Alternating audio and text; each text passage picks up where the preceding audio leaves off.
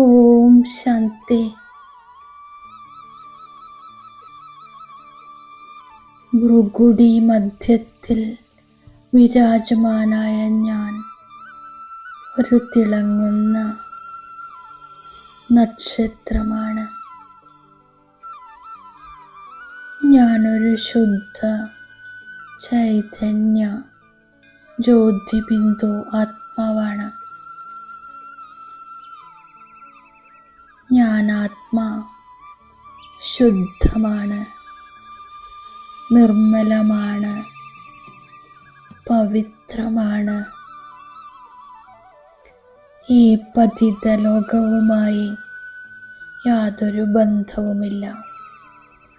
എൻ്റെ ബുദ്ധിയോഗം കേവലം ഒരു സർവശക്തിവാൻ സദാ പാവനനായ ജ്യോതിർമയ ബാബയോടാണ്.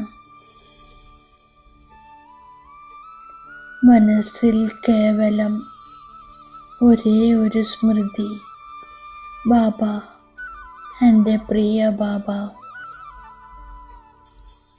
ബാബ ശബ്ദം മനസ്സിൽ വരുമ്പോൾ മധുരമായ സ്നേഹം, ഒരു മധുരമായ ശാന്തി ആത്മാവിൽ നിറയുന്നു.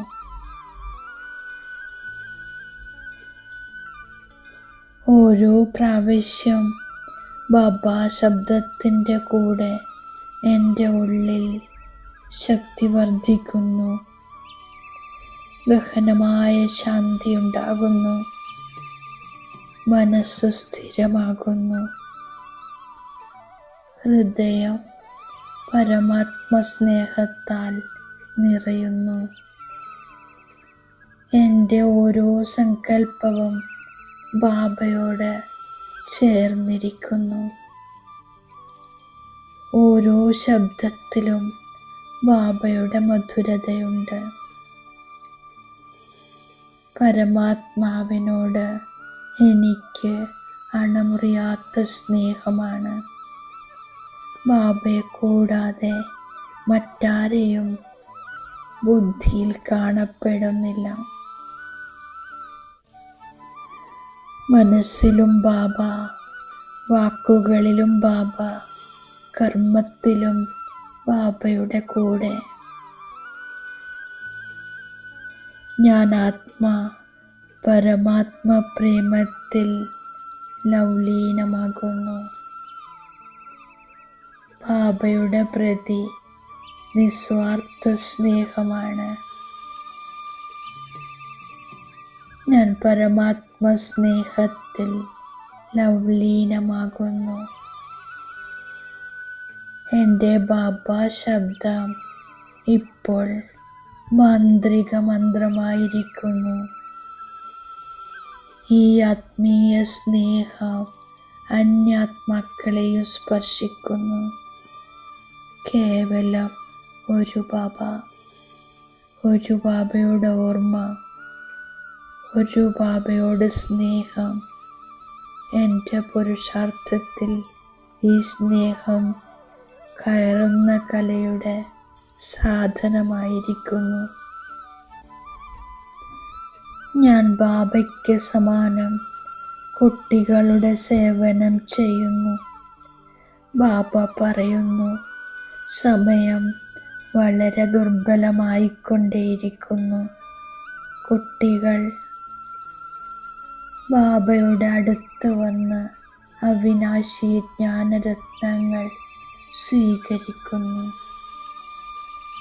ബാബ പറയുന്നു, മന്മനാഭവ.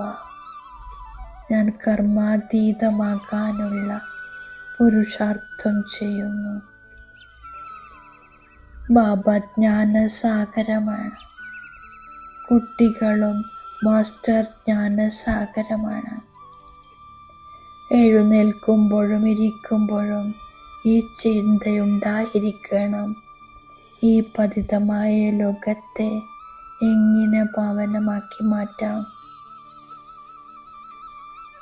ശിവബാബ ബ്രഹ്മശരീരത്തിൽ പ്രവേശിച്ച് നമ്മളെ പഠിപ്പിക്കുന്നു. ആദി സനാതന ദേവീ ദേവതാധർമ്മം സ്ഥാപിക്കുന്നു. ബാബ പറയുന്നു, കുട്ടികളെ, മന്മനാഭവ. ഞാൻ 84 ജന്മങ്ങൾ എടുത്തു കഴിഞ്ഞു. ഇപ്പോൾ വീണ്ടും സതോ പ്രധാനമാകണം. ഞാൻ ബാബയുടെ സേവനം ചെയ്യുന്നു. കുട്ടികളുടെ സേവനം ചെയ്യാൻ ബാബ വന്നിരിക്കുന്നു. ബാബ ദയാമനസ്കനായ അച്ഛനാണ്. ഇപ്പോൾ മുഴുവൻ ലോകത്തിലും അശാന്തിയാണ്. ബാബ മനസ്സിലാക്കി തരുന്നു, ആത്മാവിനെ പവിത്രമാക്കി മാറ്റാൻ പരമാത്മാവായ അച്ഛനല്ലാതെ മറ്റാർക്കും സാധിക്കില്ല. ബാബ വശീകരണ മന്ത്രം നൽകുന്നു. ഇതിലൂടെ 5 വികാരങ്ങളെ ജയിക്കാൻ സാധിക്കുന്നു. ബാബയുടെ ഓർമ്മയാണ് യോഗം എന്ന് പറയുന്നത്. ഇതിലൂടെ വിശ്വത്തെ ജയിക്കുന്നു. ബാബയുടെ ഓർമ്മയിൽ ഞാൻ കഴിയുന്നു. ബാബയുടേത് അലൗകികവും ദിവ്യവുമായ ജന്മമാണ്. ഞാൻ ഏത് സമയത്ത് ബാബയെ ഓർമ്മിക്കുന്നുവോ അപ്പോൾ ബാബ ഹാജരാകുന്നു. ബാബ പറയുന്നു, ഇപ്പോൾ ഈ ചിന്തയുണ്ടാകണം, എനിക്ക് കർമാതീത അവസ്ഥയിലേക്ക് പോകണം. എനിക്കറിയാം ബാബ വന്നു കഴിഞ്ഞു. വിനാശം നടക്കും, പ്രകൃതിക്ഷോഭങ്ങളുണ്ടാകും. ഞാൻ ഡ്രാമയുടെ ഓരോ രഹസ്യത്തെയും മനസ്സിലാക്കുന്നു, ചിന്തിക്കാതിരിക്കുന്നു, പഠിച്ചുകൊണ്ടിരിക്കുന്നു. മന്മനാഭവയായി കർമാതീതമാകുന്നതിന് ചിന്തിക്കുന്നു. സ്വയത്തെ സതോ പ്രധാനമാക്കുന്നു. ഞാൻ ശിവബാബയിൽ നിന്നും സമ്പത്തെടുത്തുകൊണ്ടിരിക്കുന്നു. ബാബ തന്നിരിക്കുന്ന വരദാനമാണ്. വ്യത്യസ്ത സ്വരൂപങ്ങളിൽ സ്ഥിതി ചെയ്തുകൊണ്ട് തൻ്റെയും ബാബയുടെയും ഗുപ്തരൂപത്തെ പ്രത്യക്ഷമാക്കുന്ന സത്യമായ സ്നേഹിയായി ഭവിക്കൂ.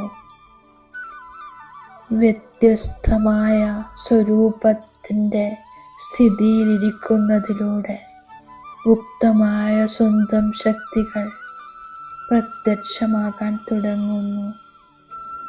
അതിലൂടെ ബാബയുടെ പ്രത്യക്ഷതയുണ്ടാകുന്നു. വ്യത്യസ്തമായ അവസ്ഥകൾ അനുഭവം ചെയ്യുകയും ചെയ്തുകൊണ്ട് അന്തർമുഖിയായിരിക്കുന്നവർ ഒരു കാര്യത്തിലും കുലുങ്ങുന്നില്ല. ഇങ്ങനെയുള്ള ശ്രേഷ്ഠ കർമ്മങ്ങൾ ചെയ്യുന്നവരാണ് സത്യമായ സ്നേഹി കുട്ടികൾ. നിശ്ചയത്തിൻ്റെയും ജന്മസിദ്ധമായ അധികാരത്തിൻ്റെയും അന്തസ്സിലിരിക്കുകയാണെങ്കിൽ ഒരിക്കലും പരിഭ്രമിക്കേണ്ടി വരില്ല. ഓം ശാന്തി.